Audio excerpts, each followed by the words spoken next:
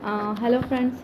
तो आज मैं आपको IBPS PO प्री का जो है रिव्यू दे देती हूँ। तो मेरा एग्ज़ाम जो है आज सेकंड शिफ्ट में था। तो मेरा 10:30 वाली शिफ्ट में था और मैं घर अराउंड कुछ 4 o'clock आई थी, तो इसलिए मैं थोड़ा लेट हो गई हूँ रिव्यू देने में, बट इट्स ओके, मैं अभी दे देती हूँ। तो फ्रेंड्स, सबसे पहले मेरा जो है वो पैसेज ओपन हुआ था, जो कि न्यूट्रलिटी पर बेस्ड था। ईजी डूएबल था, ज़्यादा टफ नहीं था, मीन्स उसको हम ईजिली कर रहे थे। तो उसमें मुझे कुछ क्वेश्चंस याद है, तो मैं आपको वो बता देती हूँ। उसमें एक पूछा था होल्ड ऑफ, कि होल्ड ऑफ का मीनिंग क्या होता है। तो मैंने उसका आंसर टू टेक स्टैंड डाला था। एक कॉन्स्पिक्यूअस था, उसका एंटोनियम पूछा था, मैंने उसका एंटोनियम जो है ऑब्सिक्योर डाला था। और एक था, इसका मुझे आंसर करेक्ट श्योर नहीं हूँ मैं, ठीक है नहीं, उसमें पूछा था कि पोजीशन का कौन सा वर्ड रिप्लेस कर सकता है, मैंने उसका आंसर स्पोर्ट डाला था। उसमें कुछ रैंक भी था एंड उसमें कुछ पोस्ट भी था, बट मुझे उसके अकॉर्डिंग जो है स्पोर्ट ठीक लग रहा था, तो मैंने स्पोर्ट डाल दिया।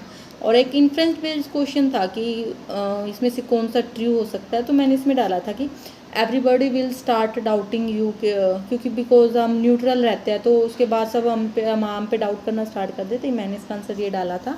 और एक क्वेश्चन था हिंजीज ऑन, तो मैंने उसका आंसर डाला था डिपेंड्स ऑन।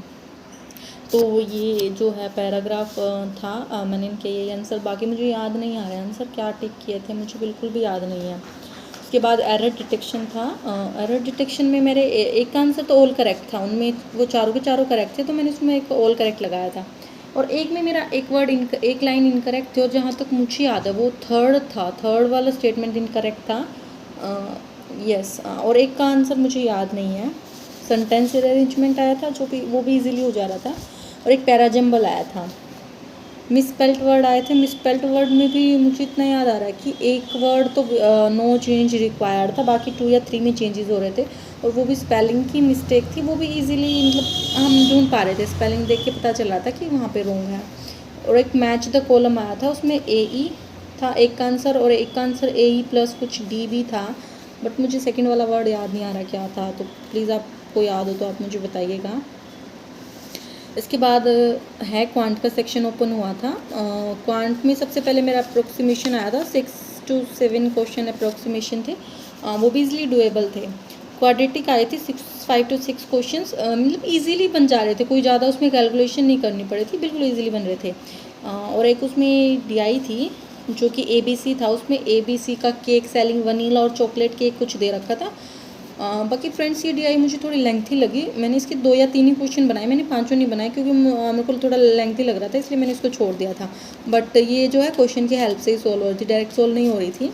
उसके बाद एक बार चार्ट आया था जिसमें P और Q का डाटा दे रखा था, उन्होंने उसने राइस, सॉल्ट और पल्सेस सॉल्व की थी।